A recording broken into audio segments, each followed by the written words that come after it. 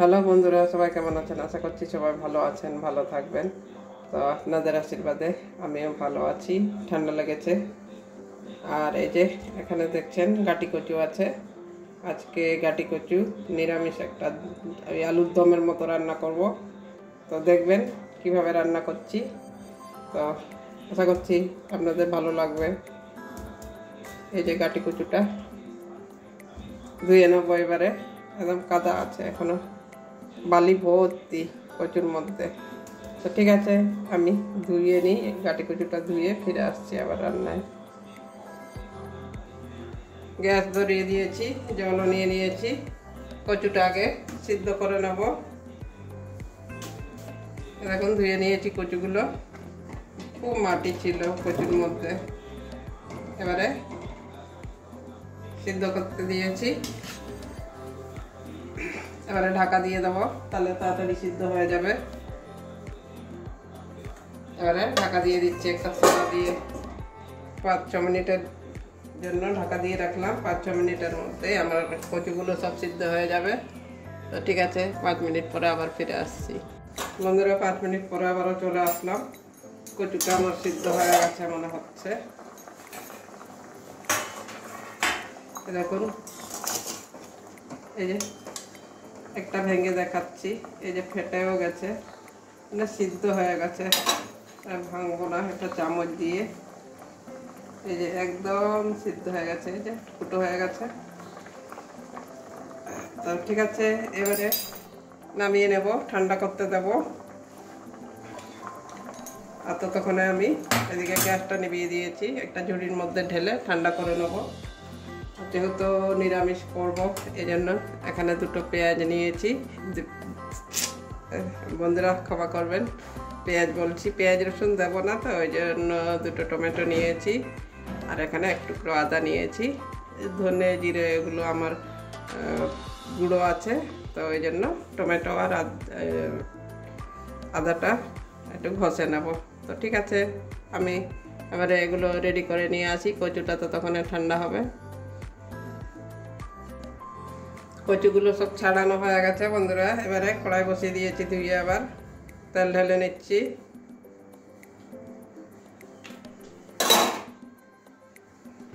তেলটা একটু গরম হতে দেব।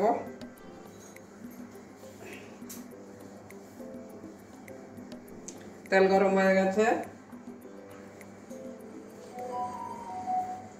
এবারে কচুগুলো একটু ভেজে নেব, নাহলে লদ লদ করবে। একটুখানি হলুদও দিয়ে দিয়েছি, লদ লদ ভাতটা কাটার জন্য ভেজে নিচ্ছি।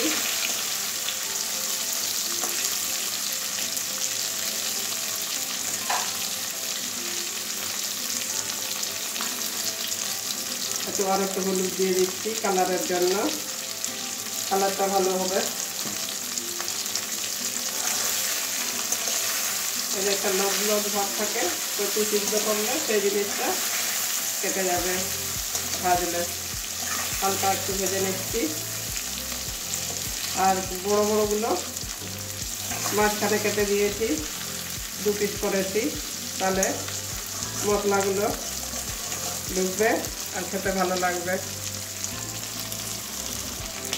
কচুগুলো আমার ভাজা হয়ে গেছে। এরকম লদ লদ ভাতটা এটা কেটে গেছে, এবারে তুলে দেব।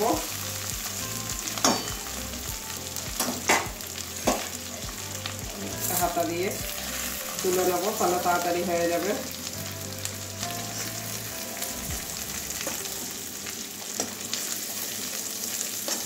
দেখি সিদ্ধ হয়ে গেছে আমার কচুটা। একদম একটু শক্ত শক্ত থাকতে নামালে সব থেকে ভালো হয়।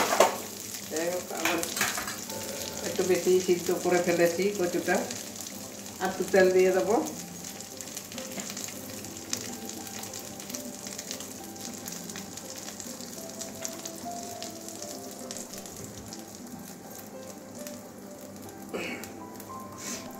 তেলটা একটু গরম হোক।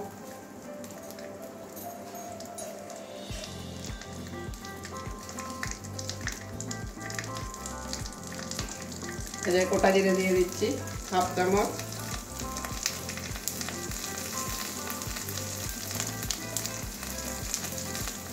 দুটো তেজপাতা দিয়ে দিচ্ছি।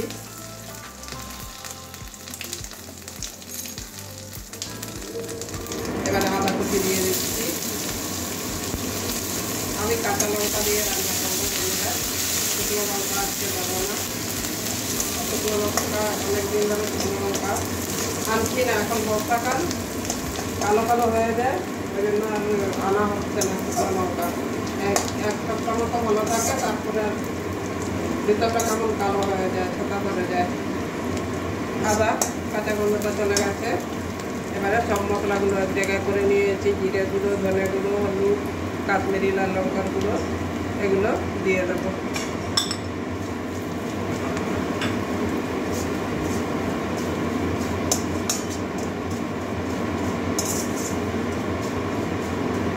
এবারে দুটো টমেটো ঘষে নিয়েছি, এবারে দিয়ে দিচ্ছি। একটু টক টক মিষ্টি মিষ্টি হবে, খেতে ভালো লাগবে, ওই জন্য দুটো টমেটো দিয়েছি।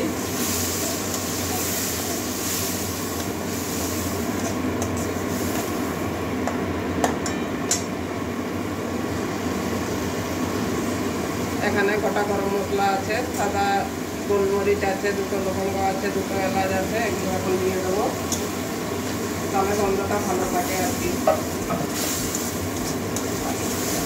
এবারে ভালো করে মশলাটা কষিয়ে নেব, মশলা থেকে তেল ছাড়া আসছি। এবারে নুন দিয়ে দেবো পরিমাণ মতো, যে যেরকম নুন খাই। আমি এক চামচ মতোই দিলাম।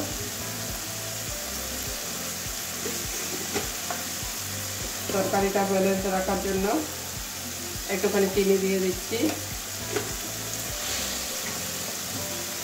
এবারে সবগুলো একসঙ্গে ভালো করে কষিয়ে নেব।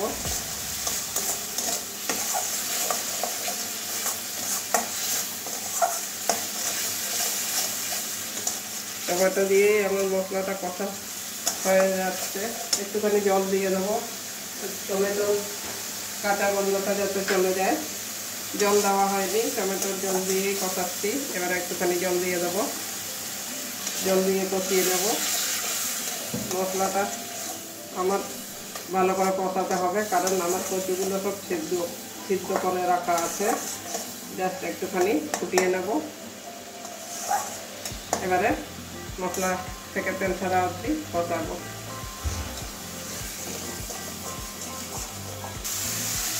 দেখুন মশলা থেকে তেল ছেড়ে দিয়েছে।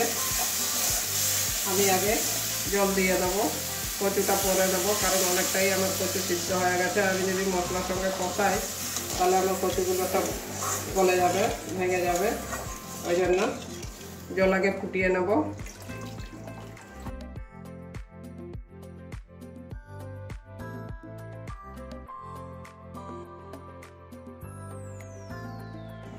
ঝোল ফুটে গেছে,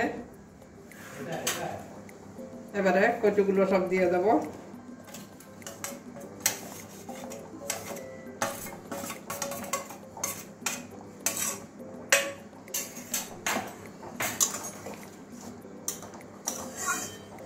এবারে ঢাকা দেবো না, ঢাকা ছাড়াই ফুটিয়ে নেব, তাহলে জলটা তাড়াতাড়ি টেনে যাবে, মশলাগুলো ঢুকবে। এবারে 4টে কাঁচা লঙ্কা চিরিয়ে দিয়েছি।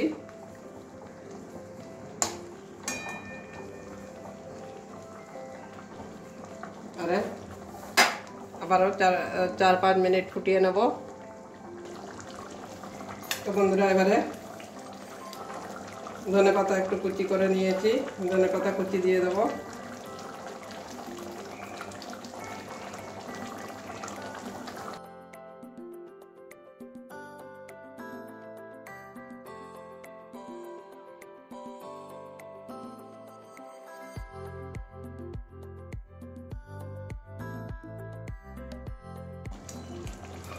দেখুন 2-3 মিনিট আবারও ফুটিয়ে নিয়েছি। এবারে এই যে একদম মাখা মাখা হয়ে গেছে। তো এবারে নামিয়ে নেব, নামিয়ে একটা বাটির মধ্যে ঢেলে দেখাচ্ছি। বন্ধুরা এই দেখুন কত সুন্দর, একদম কত লোভনীয় দেখতে লাগছে। এই যে একদম রুটি মানে রুটি, পরোটা, লুচি সব কিছুর সঙ্গে খেতে পারবেন। ভাতের সঙ্গে তো খাবেনই, এইভাবে একদিন বানিয়ে খেয়েই দেখুন, তো কথা দিচ্ছি খেতে খুবই ভালো লাগে। না না করে খেলে বুঝতেই পারবেন না, এদিন বানিয়ে খাবেন দেখবেন, একদিন বানাবেন তো প্রত্যেক দিনই বানাতে ইচ্ছে করবে। এত কম সময়ের মধ্যে এত একটা ভালো খাবার। একটু টমেটোটা বেশি দিলে একটু টক টক মিষ্টি মিষ্টি লাগে, কিন্তু খেতে খুব সুন্দর হয়। তো বন্ধুরা, কেমন লাগলো আমার এই